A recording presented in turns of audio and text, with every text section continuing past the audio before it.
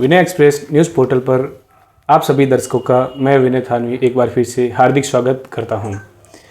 आज हम चर्चा करेंगे आध्यात्म क्षेत्र की। इस चर्चा के लिए हमारे साथ विनय एक्सप्रेस परिवार में मौजूद है श्री श्यामा भक्त पंडित आशीष जी जोशी। सर, आपका विनय एक्सप्रेस परिवार में बहुत बहुत स्वागत है। जय श्री कृष्ण। जय श्री कृष्ण। जैसा कि आपके नाम के आगे श्री श्यामा भक्त लगता है और एक अध्यात्म क्षेत्र में सबसे पहले लोग ये जानना चाहेंगे कि भक्ति और साधना में क्या फर्क है। विनय एक्सप्रेस परिवार के माध्यम से मैं मेरे सभी भाइयों और बहनों के हृदय में स्थित श्री श्यामा को कोटि कोटि प्रणाम करता हूँ। विनय जी, आपने जो प्रश्न पूछा था, ये प्रश्न मैंने मेरे बाल्यावस्था में मेरे गुरुजन से पूछा था, गुरुदेव से पूछा था। मैंने भी पूछा था कि गुरुजन, ये भक्त और साधक में क्या फ़र्क है। तो उन्होंने अपने भाव प्रकट किए और धीरे धीरे अभ्यास से वो भाव मुझ में भी थोड़े बहुत कहीं ना कहीं जागृत हुए थे। तो उसके माध्यम से मैं आपको बता पा रहा हूँ, क्योंकि ये मेरे गुरुवाणी समझिए जी, जो उन्होंने मेरे को ज्ञान दिया था। विनय जी, क्या है कि भक्ति के लिए भाव होने जरूरी है और साधना के लिए साधन होने जरूरी है। आपको जब भी अगर भक्ति करनी है या फिर साधना करनी है तो उसके अलग अलग प्रोसेस है। साधना करने के लिए आपको पर्टिकुलर साधन की जरूरत पड़ती है। जैसे मान के चलिए कि आपको किसी कामना के पर्पज से आपने कोई साधना करनी है, तो आपको पर्टिकुलर वैसा आसन चाहिएगा या फिर वैसी माला चाहिएगी जो साधना में आपको यूज लेना है। आपको अपने देवी देवताओं को रिझाने के लिए, उनको भोग लगाने के लिए वैसा ही प्रसाद लगाना पड़ेगा। किसी न किसी नियम की पालना करनी पड़ेगी। और भक्ति तो क्या है कि प्रेम रस है। और जहां तक मेरा अनुभव है कि प्रेम में कोई भी प्रकार का नियम नहीं होता, वो कभी भी कैसे भी किया जा सकता है।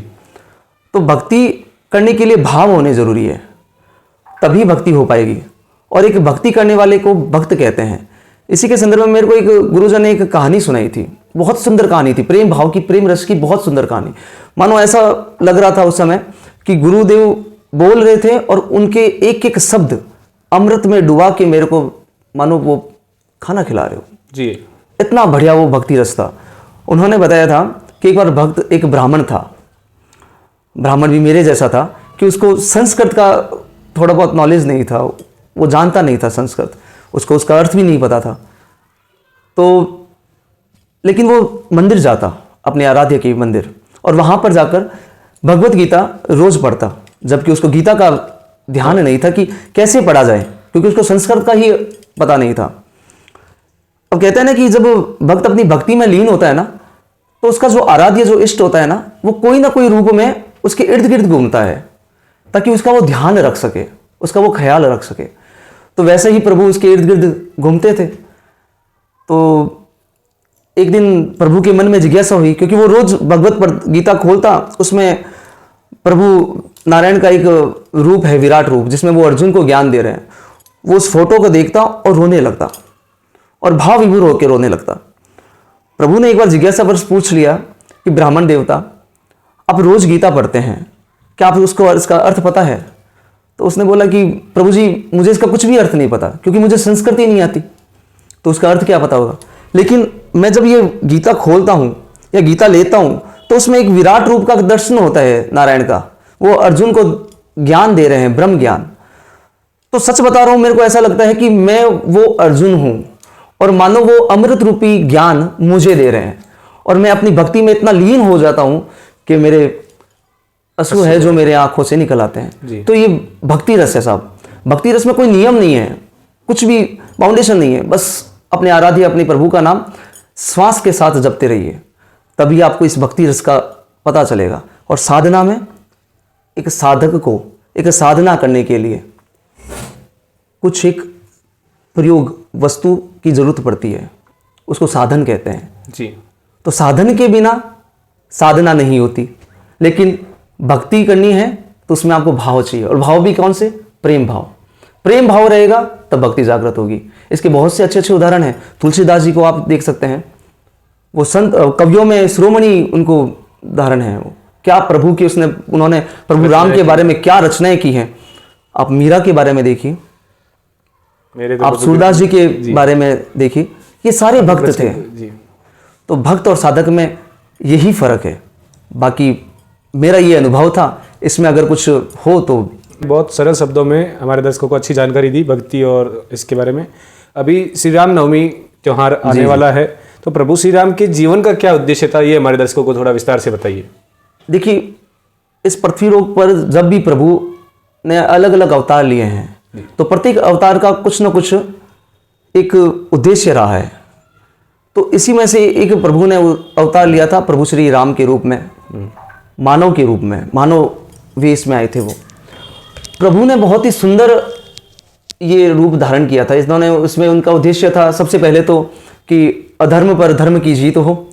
दूसरा उनका सबसे बढ़िया था कि उस समय बहुत जैसे राजा हुआ करते थे, वो बहुत सी शादियाँ किया करते थे, लेकिन प्रभु ने एक ही शादी की और उन्होंने सीता मैया को बोला था, मैं आपसे ही शादी करूंगा, इसके अलावा मैं कभी किसी के साथ शादी नहीं करूंगा। तो दूसरा ये था कि नारी का सम्मान जी। तीसरा ये था कि प्रभु ने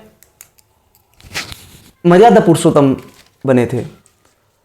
उन्होंने अपने पिता की मर्यादा के बारे में बहुत ही अच्छा, अपने आप को इतना अच्छा प्रभु ने ये भक्ति रस दिया है। उसमें भी ये पिता के प्रति भक्ति की रस है। ये हर चीज में भक्ति का रस आता है साहब। उसको ग्रहण करने वाला चाहिए, उसको पान करने वाला चाहिए। कहता ना कि अमृत देवताओं ने ही पान किया था जी। तो ये तो भक्ति का रस है साहब। पीने वाले को ही पता चलेगा। ये तो जब पिएंगे ना, और वो पिएगा कौन? जो भक्त होगा, है ना। और वो भक्ति क्या होता है, कहता है ना कि भगत के बस में है भगवान जी। तो ये वही बात है। तो प्रभु ने अपना मर्यादा के रूप में ये अवतार लिया था, अपने पिता के वादे को निभाया था। मोस्टली क्या हुआ था उस समय की, ये त्रेता काल की बात है, त्रेता युग की बात है। त्रेता युग में प्रभु श्री राम का अवतार हुआ था, जैसे आप सभी को पता है जी। और दोपहर के समय हुआ था, अभिजीत मुहूर्त के ऑलमोस्ट उस समय हुआ था। अब उसमें कोई गलत हो तो क्षमा करना। लेकिन क्या हुआ था कि त्रेता काल में भगवान का जन्म हुआ था। रावण नाम का एक विद्वान ब्राह्मण था, जो बहुत विद्वान था, बहुत तपस्वी, बहुत योगी, बहुत ज्ञानी, प्रभु महादेव का अनन्य भगत, ऐसा भगत जो सदियों सदियों तक जाना जाएगा, युगों युगों तक जाना जाएगा। वो भक्त के रूप में भी जाना जाएगा और उसने जो एक बहुत बड़ा अधर्म किया उसके रूप में भी जाना जाएगा। तो उन्होंने, अब कहते हैं ना कि माया जाल है, पृथ्वी पर कोई भी आएगा ना, ये माया में फंसेगा साहब। इस माया को फंसने के लिए, इस माया से बचने के लिए, इस माया को काटने के लिए आपको अपने प्रभु का निरंतर नाम का जाप, मंत्र जाप करते रहना चाहिए, ताकि ये मन है ना, ये मन ये भूत है, ये मन एक रावण के प्रति है। अब इसको खाली छोड़ दोगे ना, ये इधर उधर चले जाएगा। इसको खाली मत छोड़िए, इसको अपने नाम के साथ, प्रभु के नाम के साथ जोड़ के रखिए, फिर देखना कैसे कंट्रोल में रहता है, कैसे ये मन रूपी रावण ये हार जाएगा। तो इसको हराने के लिए प्रभु ने भी रावण को हराने के लिए पृथ्वी पर आए थे। तो उसका अधर्म इतना बढ़ गया था, रावण का इतना बढ़ गया था कि उससे देवता भी परेशान हो गए थे। तो सभी देवगण ब्रह्मा देव के पास गए थे, ब्रह्मदेव के पास, और वो ब्रह्मदेव और देवगण सारे नारायण के पास गए थे। तो उन्होंने बताया कि पृथ्वी पर ऐसा ऐसा हो रहा है, ये रावण है जो बहुत ही अधर्म फैला रहा है, तो आप हमारी रक्षा कीजिए। उतने में भोले देव आ गए। महादेव ने बोला कि हाँ भाई, वरदान मैंने ही दिया है। और देखो, कहते हैं ना कि महादेव बहुत भोला है। आज तक में जितने भी ऑलमोस्ट वरदान दिया है ना, वो महादेव ने और ब्रह्मा जी ने ही दिया है, और उसका निवारण किसने किया है? मेरे प्रभु राम ने, श्री राम जी, श्री राम ने, श्री कृष्ण ने, मतलब प्रभु के अवतार, हरि के अवतार जी।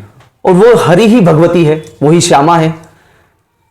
तो उसने ये अवतार लिए, और वो अवतार लेके उनका जो भी अधर्म था उसको खत्म करने के लिए प्रभु ने ये अवतार लिया।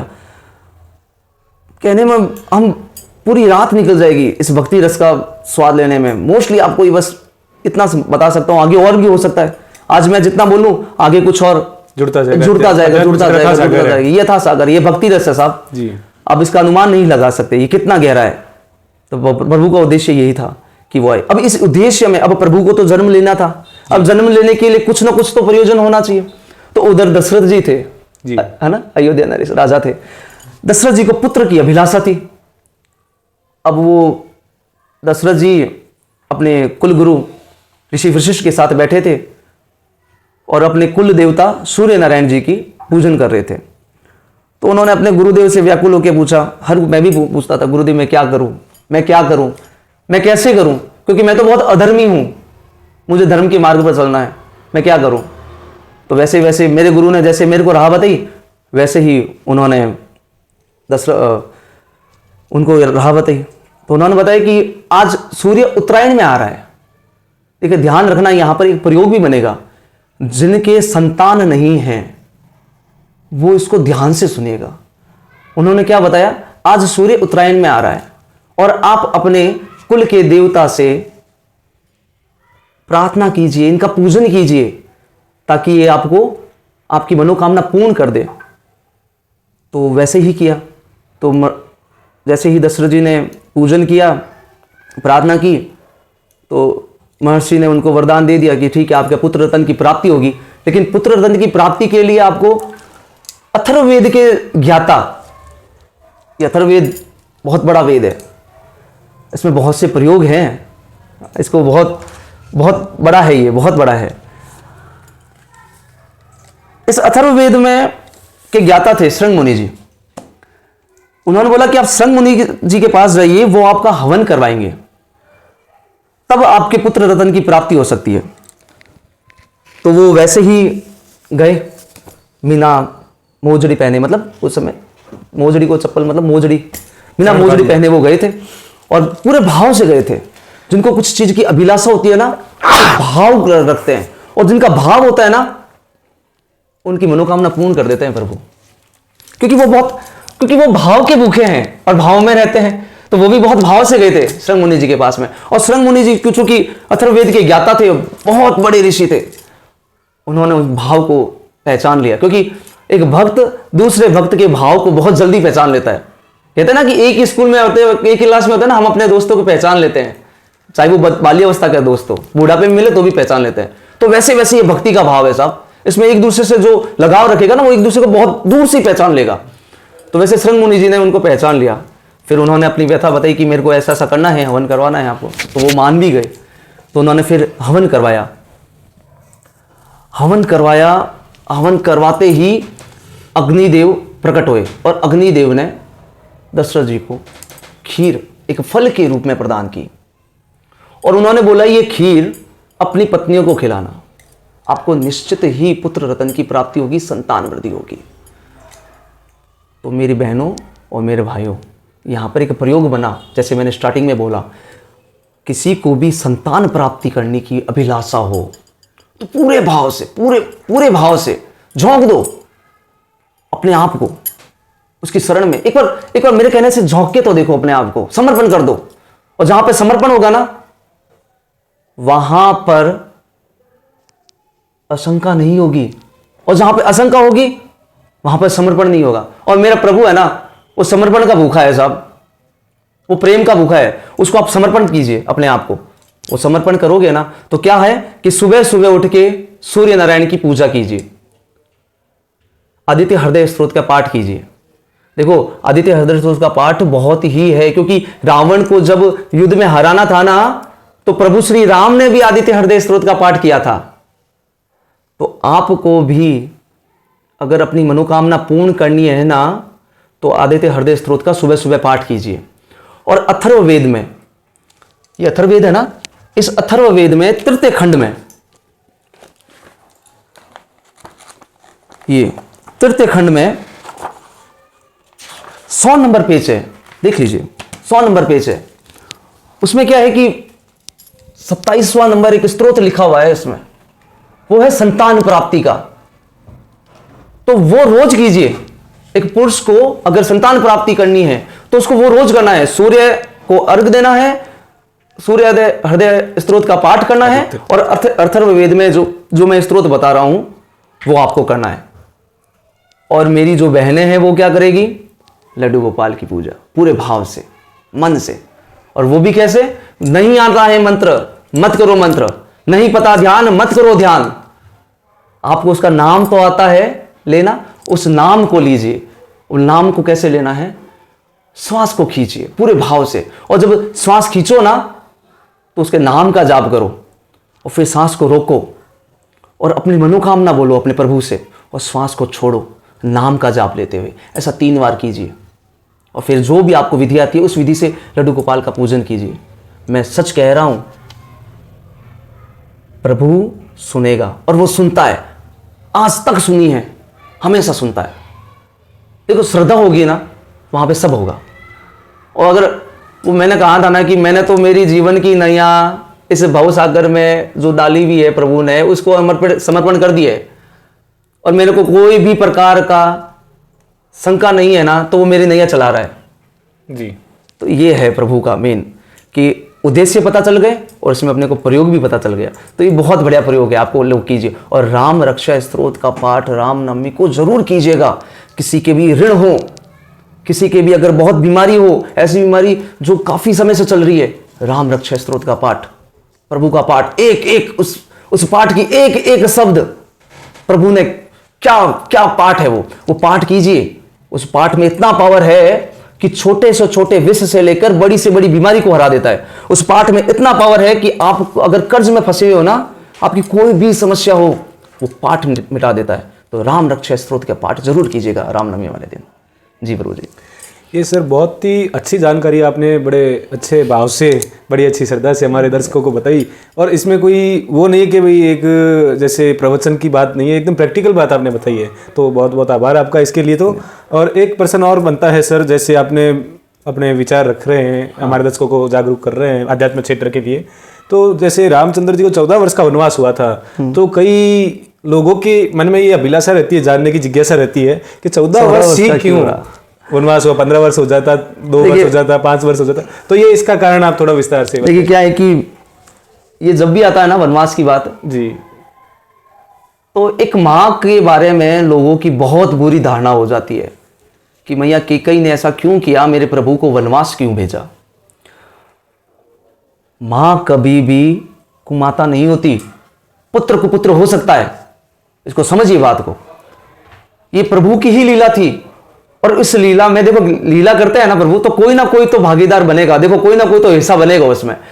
तो वो माँ है ना, उसने क्या बोला कि संसार जो भी मेरे बारे में बोलेगा, उस पहाड़ को मैं लेके रखूंगी बेटा, तेरा नाम तो बहुत बहुत युगों युगों तक। पीछे कोई कारण था इसके पीछे बहुत बड़ा कारण था। कारण क्या था? देखिए, माँ कैकेयी जी है ना, वो युद्ध कला में और शास्त्र में बहुत निपुण थी, बहुत निपुण थी। और उनको जो शास्त्र का ज्ञान मिला था ना, वो रत्न ऋषि से मिला था। और ये वही रत्न ऋषि है जिनके पुत्र की हत्या, गलती से मान के चलिए, कैसे वो हत्या हो गई ना, श्रवण कुमार, है ना? ये वही बेटा श्रवण कुमार सबको चाहिए, है ना? देखो बहुत बड़ी विडंबना है। हर माँ अपनी पुत्री का जो वर चाहती है ना, वो क्या चाहती है कि मेरी पुत्री का वो कहना माने जी, है ना। लेकिन वो जब सासू बनती है ना, उसके बेटे की बहू आती है ना, तो वो माँ ये चाहती है कि मेरा बेटा सिर्फ मेरा कहना माने, मेरी बहू का नहीं जमाने। तो हर माँ चाहती है कि मेरा पुत्र श्रवण कुमार जैसा हो, हर पिता चाहता है कि मेरा बेटा श्रवण कुमार जैसा हो। तो श्रवण कुमार का वो आपको कहानी पता ही है कि उन्होंने वैसे हो गया था जी। तो श्रवण कुमार के पिता श्री रत्न ऋषि जी ने, है ना, दशरथ जी को श्राप देके रखा था कि जिस प्रकार मैं पुत्र वियोग में मरा हूं ना, एक दिन तू भी पुत्र वियोग में ही मरेगा। तो ये कहानी मां कैकेयी जी को पता थी। और एक बार की बात है, अब मां कैकेयी को पता तो थी, वो उसने अपने उदर में रखा, क्योंकि उसको तो वो पहाड़ लेना था, क्योंकि लेगी विचार, लीला है, प्रभु की लीला है, ये तो करेगी। तो मां कैकेयी को क्या हुआ था, एक बार की बात है कि दशरथ जी इंद्र जी की सहायता करने के लिए एक युद्ध में गए, और साथ में कैकेयी भी की गई, मां कैकेयी भी गई। वहां पे दशरथ जी को कैकेयी मां ने बचाया था। तो दशरथ जी बहुत प्रसन्न हो गए, और जब प्रसन्न हुए ना, तो उन्होंने बोला कि मैं तुम्हें 2 वरदान देना चाहता हूं। तो मां कैकेयी ने बोला कि प्रभु मेरे को क्या वरदान चाहिए, आप हो तो मुझे क्या चाहिए। तो बोला कि नहीं, वरदान तो तुम्हें लेना पड़ेगा। तो उन्होंने बोला कि समय आएगा तो प्रभु मैं ले लूंगी। तो प्रभु ने लीला रची, वहां पे वो वरदान मिला, और वो वरदान एक समय पर उन्होंने प्रयोग लिया। तो उनको यह पता था कि पुत्र वियोग से मेरा पति मरेगा। अब देखो, प्रभु श्री राम ऐसे थे, मां कैकेयी उनको जानती थी कि वो ऐसे थे कि वो वियोग तो होगा, क्योंकि वो ऋषि का श्राप है। किसी ब्राह्मण, किसी ऋषि का, कोई माला फेरने वाले का व्यर्थ नहीं जाता, वाणी कभी व्यर्थ नहीं जाती। तो वो श्राप है, अब वियोग तो होना है। अब वियोग कैसे होता? अब आज का तो समय नहीं है ना कि आज के लोग क्या करते हैं, अपनी माँ को, अपने पिता को भेज दो अनाथ आश्रम, करते हैं ना, वृद्धाश्रम भेज दो कुछ कहीं पर भी, उनका होते हुए भेज देते हैं। हाँ जी। लेकिन प्रभु ऐसे नहीं थे। प्रभु बहुत कृपालु थे, बहुत दयालु थे। तो उनको ये पता था, तो उन्होंने क्या किया कि ऐसे तो होगा नहीं, और अगर ये राजा बन गए तो वियोग का मतलब बिछड़ना, अब ये ऐसे तो बिछड़ेगा नहीं, तो इनकी मृत्यु हो सकती है। तो वो डर मां को सता रहा था, वो मां का प्रेम ही था।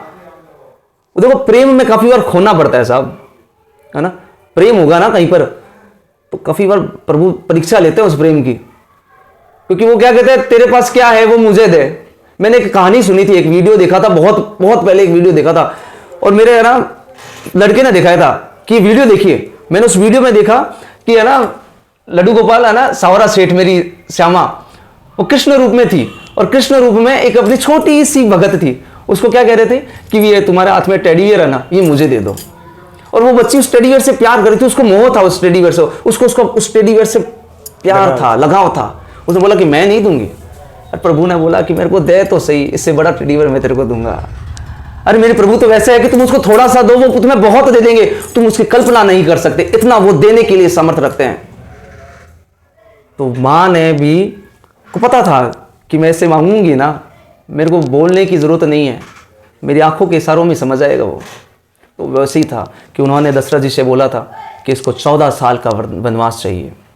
राम जी का अगले दिन राज्य अभिषेक था, वो चाहते तो विद्रोह कर सकते थे, वो इतने सामर्थ्य थे मेरे प्रभु, वो त्रिलोकीनाथ है, वो किसी को भी हरा सकते थे, लेकिन नहीं, वो अपनी मर्यादा में रहे।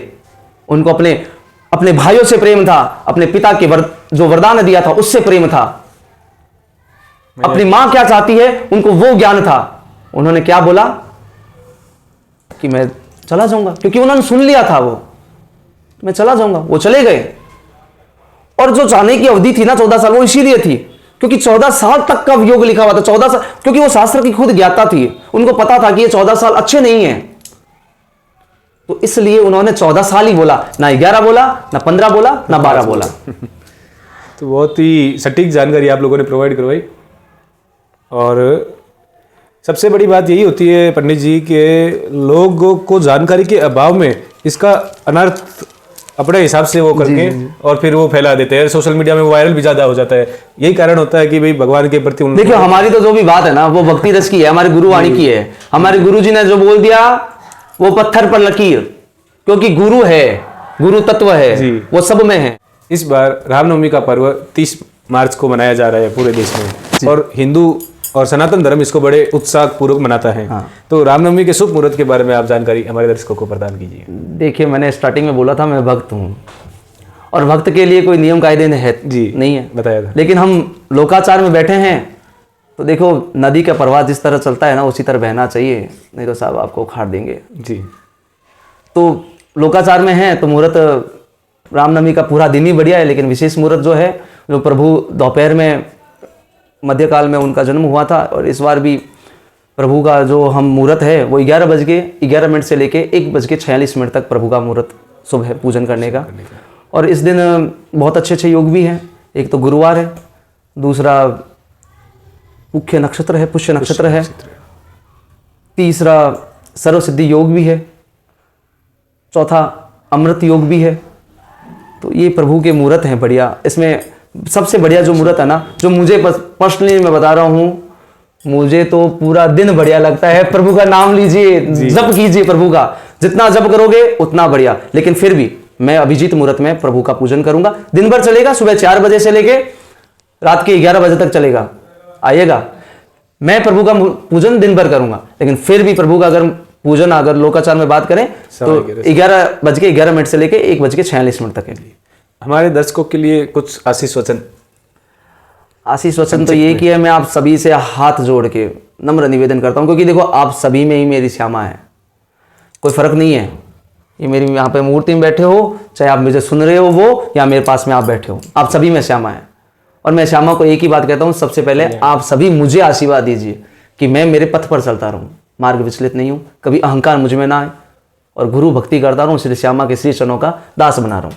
दूसरा मैं आप सभी से यही कहूँगा कि हम हजारों साल करोड़ों साल जब वापिस जन्म होता है ना, तब हमें ये सनातन धर्म मिलता है। इस धर्म को पहचानिए, इसकी महिमा पहचानिए, और इसको पहचानने के लिए आपको भक्ति रस, मैं बार बार कह रहा हूं भक्ति रस का पान करना पड़ेगा, क्योंकि अमृत केवल देवता ही पीते हैं और आप सभी में देवता है। तो पीजिए अमृत को और लीजिए मजा इस सनातन धर्म का और इस भक्ति रस का। जय श्री श्यामा। जय श्री श्यामा। बहुत बहुत धन्यवाद।